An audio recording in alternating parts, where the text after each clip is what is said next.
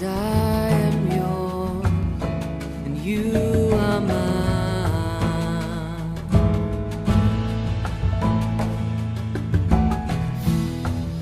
'Cause I am yours, you are mine. You are mine.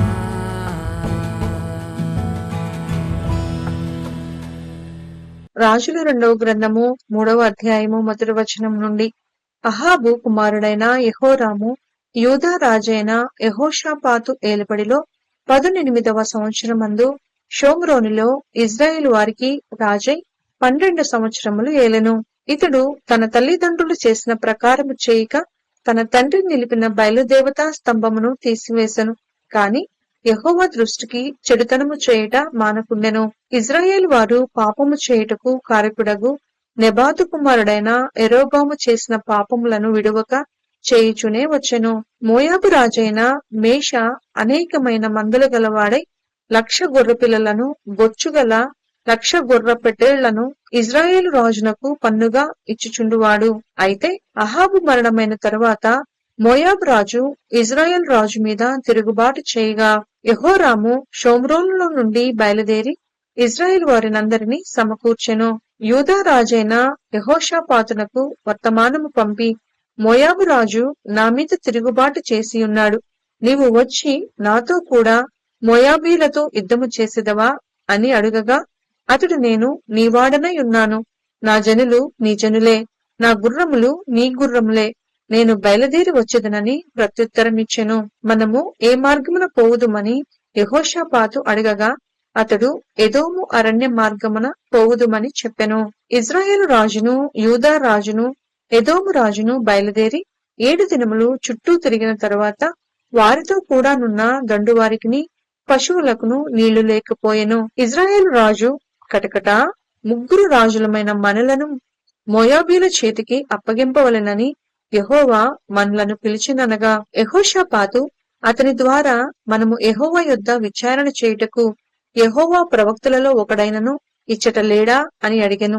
అంతటా ఇజ్రాయేలు రాజు సేవకులలో ఒకడు ఏలియా చేతుల మీద నీళ్లు పోయిచూ వచ్చిన షాపాతు కుమారుడైన ఎలీషా ఇక్కడ ఉన్నాడని చెప్పగా యెహోషాపాతు, యెహోవా ఆజ్ఞ ఇతని ద్వారా మనకు దొరుకుననెను. ఇజ్రాయేల్ రాజును యెహోషాపాతును ఎదోము రాజును అతని యొద్దకు పోగా ఎలీషా ఇజ్రాయేల్ రాజును చూచి, నాతో నీకు నిమిత్తమేమి, నీ తల్లిదండ్రులుంచుకొనిన ప్రవక్తల యొద్దకు పొమ్మని చెప్పెను. అలాగనవద్దు, మోయాబీల చేతికి అప్పగింపవలెనని యెహోవా రాజులమైన మా ముగ్గురిని పిలిచినని ఇజ్రాయేల్ రాజు అతనితో అనినప్పుడు ఎలీషా ఇట్లనెను, యవన సన్నిధిని నేను నిలువబడి ఉన్నాను, ఇజ్రాయేలు దేవుడైన ఆ యెహోవా జీవం తోడు, యూదా రాజైన యెహోషాపాతును నేను గౌరవము చేయని ఎడల నిన్ను చూచుటకైనను లక్ష్య పెట్టుటకైనను ఒప్పకపోదును. నా యొద్దకు వీణ వాయించగల ఒకనిని తీసుకొని రమ్ము. వాద్యకుడొకడు వచ్చి వాయించుచుండగా యెహోవా హస్తము అతని మీదికి వచ్చెను కనుక అతడు ఈ మాట ప్రకటన చేసెను. యెహోవా సెలవిచ్చినదేమనగా, ఈ లోయలో చాలా గోతులను త్రవ్వించుడి. యెహోవా సెలవిచ్చినదేమనగా, గాలియే కాని వర్షమే కాని రాకపోయినను మీరును మీ మందలను మీ పశువులను త్రాగుటకు ఈ లోయ నీళ్లతో నిండును. ఇది యెహోవా దృష్టికి అల్పమే.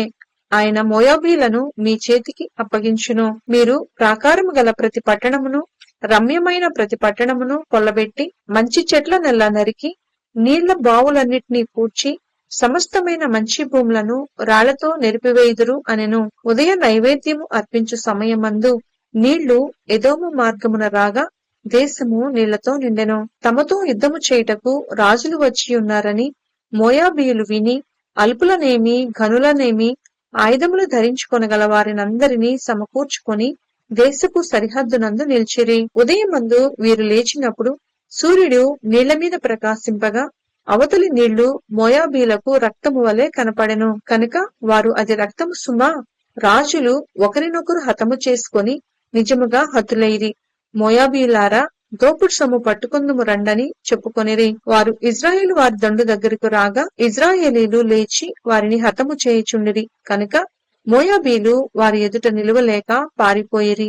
ఇజ్రాయేలీలు వారి దేశంలో చొరబడి మోయాబీలను హతము చేసిరి. మరియు వారు పట్టణములను పడగొట్టి సమస్తమైన మంచి భూభాగముల మీదను తలయొక రాయి వేసి నింపి నీలబావులన్నిటినీ పూడ్చి మంచి చెట్లన్నిటినీ నరికివేసిరి. కిర్హరెశెతు పట్టణమును మాత్రము వారు విడిచిపెట్టిరి కనుక దాని ప్రాకారము నిలిచియుండెను.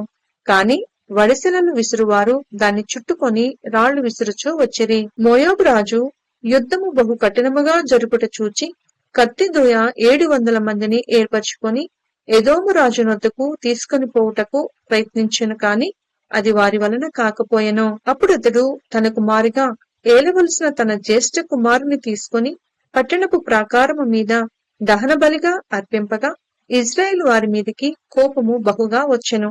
కనుక వారు అతనిని విడిచి తమ దేశమునకు మరలిపోయిరి. రాజుల 2వ గ్రంథము 4వ అధ్యాయము 1వ వచనం నుండి. అంతట ప్రవక్తల శిష్యులలో ఒకని భార్య, నీ దాసుడైన నా పెనిమిటి చనిపోయెను.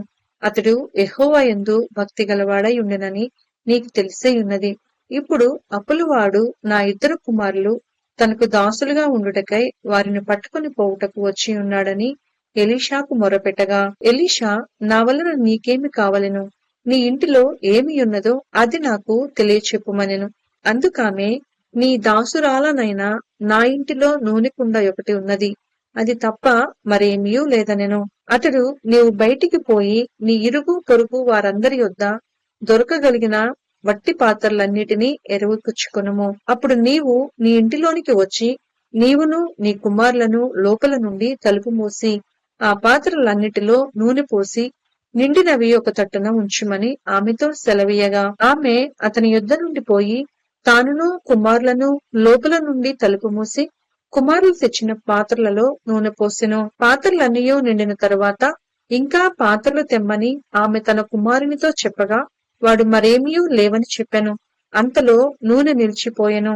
ఆమె దైవజనుడైన అతని యొద్దకు వచ్చి సంగతి తెలియచెప్పగా అతడు, నీవు పోయి ఆ నూనెను అమ్మి నీ అప్పు తీర్చి మిగిలిన దానితో నీవును నీ పిల్లలను బ్రతుకుడని ఆమెతో చెప్పెను. ఒక దినమందు ఎలీషా షూనేము పట్టణమునకు పోగా అచ్చట ఘనురాలైన ఒక స్త్రీ భోజనమునకు రమ్మని అతని బలవంతము చేసెను. కనుక అతడు ఆ మార్గమున వచ్చినప్పుడెల్లా ఆమె ఇంటి భోజనము చేయుచు వచ్చెను. కాగా ఆమె తన పెనిమిటిని చూచి, మన యొద్దకు వచ్చుచూ పోవుచున్నవాడు భక్తిగల దైవజనుడని నేనెరుగుదును. కావున మనము అతనికి గోడ మీద ఒక చిన్న గది కట్టించి అందులో అతని కొరకు మంచము, బల్ల, పీట, దీపస్తంభము నుంచుదము. అతడు మన యొద్దకు వచ్చినప్పుడెల్లా అందులో బస చేయవచ్చునని చెప్పెను. ఆ తరువాత అతడు అక్కడికి ఒకానొక దినమున వచ్చి ఆ గదిలో చొచ్చి అక్కడ పరుండెను. పిమ్మట అతడు తన దాసుడైన గెహాజీని పిలిచి, ఈ షూనేమీరాలిని పిలువమనగా వాడు ఆమెను పిలిచెను. ఆమె వచ్చి అతని ముందర నిలువబడినప్పుడు అతడు, నీవు ఇంత శ్రద్ధాభక్తులు మా యందు కనపరిచితివి, నీకు నేనేమి చేయవలెను? రాజుతోనైనను సైన్యాధిపతితోనైనను నిన్ను గూర్చి నేను మాట్లాడవలెనని కోరుచున్నావా అని అడుగుమని గెహాజీకి ఆజ్ఞేయిగా వాడు ఆ ప్రకారము ఆమెతో అనెను. అందుకామె, నేను నా స్వజనులలో కాపురమున్నానెను. ఎలీషా ఆమె నేనేమి చేయగోర్చున్నదని వారిని అడుగగా గెహాజీ ఆమెకు కుమారుడు లేడు మరియు ఆమె పెనిమిటి ముసలివాడని అతనితో చెప్పెను. అందుకతడు ఆమెను పిలువమనగా వాడు ఆమెను పిలిచెను. ఆమె వచ్చి ద్వారమందు నిలువగా ఎలీషా, మరుసటి ఏట ఈ ఋతువున నీ కౌకిట కుమారుడుండునని ఆమెతో అనెను. ఆమె ఆ మాట విని, దైవజనుడు అయిన నా ఏలినవాడా, అలాగు పలకవద్దు, నీ దాసురాలనైనా నాతో అబద్ధమాడవద్దనెను. పిమ్మట ఆ స్త్రీ గర్భవతి అయి మరుసటి ఏట ఎలీషా తనతో చెప్పిన కాలమున కుమారుని కనెను. ఆ బిడ్డ ఎదిగిన తరువాత ఒకనాడు కోతకోయి వారి యొద్దనున్న తన తండ్రి దగ్గరకు పోయి అక్కడ ఉండగా వాడు నా తల పోయెనే అని తన తండ్రితో చెప్పెను. అతడు వానిని ఎత్తుకొని తల్లి యొద్దకు తీసుకుని పొమ్మని పనివారిలో ఒకనికి చెప్పగా వాడు ఆ బాలుని ఎత్తుకొని వాని తల్లి యొద్దకు తీసుకుని పోయెను. పిల్లవాడు మధ్యాహ్నం వరకు తల్లి తొడ మీద పండుకొని ఉండి చనిపోయెను. అప్పుడు ఆమె పిల్లవానిని దైవజనుని మంచము మీద పెట్టి తలుపు వేసి బయటికి వచ్చి, ఒక పనివానిని ఒక గాడిదను నా యొద్దకు పంపుము, నేను దైవజనుని యొద్దకు పోయి వచ్చిదనని తన పెనిమిటితో ఆమె అనగా, అతడు నేడు అమావాస్య కాదే, విశ్రాంతి దినము కాదే, అతని యొద్దకు ఎందుకు పోవుదు అని అడుగగా, ఆమె నేను పోవుట మంచిదని చెప్పి గాడిదకు గంత కట్టించి తాను ఎక్కి తన పనివానితో శీఘ్రముగా తోలుము, నేను నీకు సెలవిచ్చితేనే గాని నిమ్మళముగా తోలవద్దనెను. ఈ ప్రకారము ఆమె పోయి కర్మేలు పర్వతమందున్న ఆ దైవజనుని యొద్దకు వచ్చెను. దైవజనుడు దూరము నుండి ఆమెను చూచి, అదిగో ఆ షునేమీయురాలు, నీవు ఆమెను ఎదుర్కొనుటకై పరుగున పోయి నీవును నీ పెనిమిటియు నీ బిడ్డయు సుఖముగా ఉన్నారా అని అడుగుమని తన పనివాడైన గెహాజీతో చెప్పి పంపెను. అందుకామె సుఖముగా ఉన్నామని చెప్పెను. పిమ్మట ఆమె కొండమీదనున్న దైవజనుని యొద్దకు వచ్చి అతని కాళ్లు పట్టుకొనెను. గెహజీ ఆమెను తోలివేయుటకు దగ్గరకు రాగా, దైవజనుడు ఆమె బహు వ్యాకులముగా ఉన్నది, యెహోవా ఆ సంగతి నాకు తెలియచేయక మరుగు చేసెను, ఆమె జోలికి పోవద్దని వానికి ఆజ్ఞ ఇచ్చెను. అప్పుడు ఆమె, కుమారుడు కావాలనని నేను నా ఏలినవాడవైన నిన్ను అడిగితినా?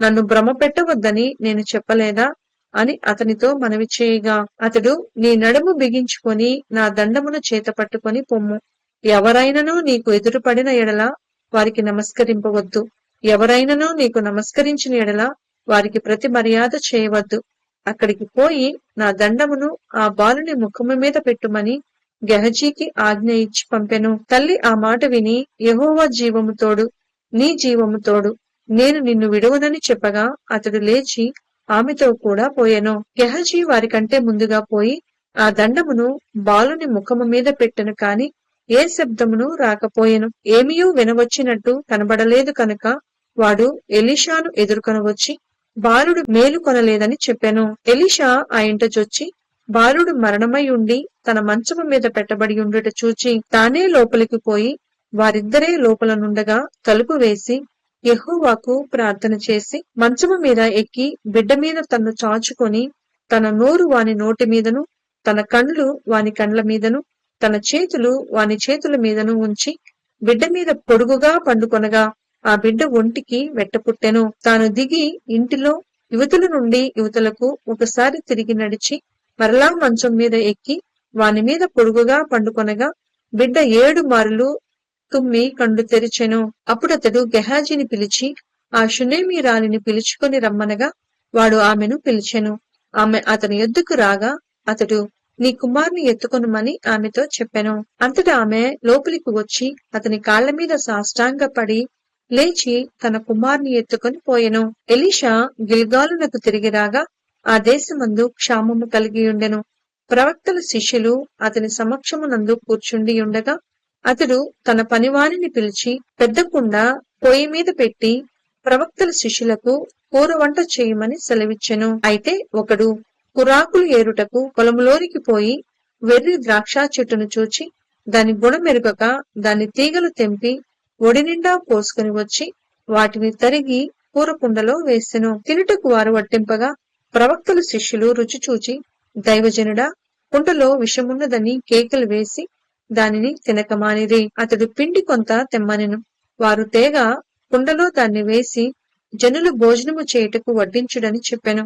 వడ్డింపక కుండలో మరి ఏ జబ్బు కనిపింపకపోయెను. మరియు ఒకడు బయల్షాలిషా నుండి మొదటి పంట బాపతు యవల పిండితో చేయబడిన 20 రొట్టెలను క్రొత్త గోధుమ వెన్నులను కొన్ని పండ్లను తీసుకుని వచ్చి దైవజనుడైన అతనికి కానుకగా ఇయ్యగా అతడు జనులు భోజనము చేయుటకు దాన్ని వడ్డించుమనెను. అయితే అతని పనివాడు 100 మందికి వడ్డించుటకు ఇవి ఎంతవని చెప్పగా అతడు వారు తినగా మిగులునని యెహోవా సెలవిచ్చియున్నాడు కనుక జనులు భోజనము చేయనట్లు వడ్డించుమని మరలా ఆజ్ఞ ఇచ్చెను. పనివాడు వారికి వడ్డింపగా యెహోవా సెలవిచ్చినట్లు అది వారు తినిన తరువాత మిగిలిపోయెను.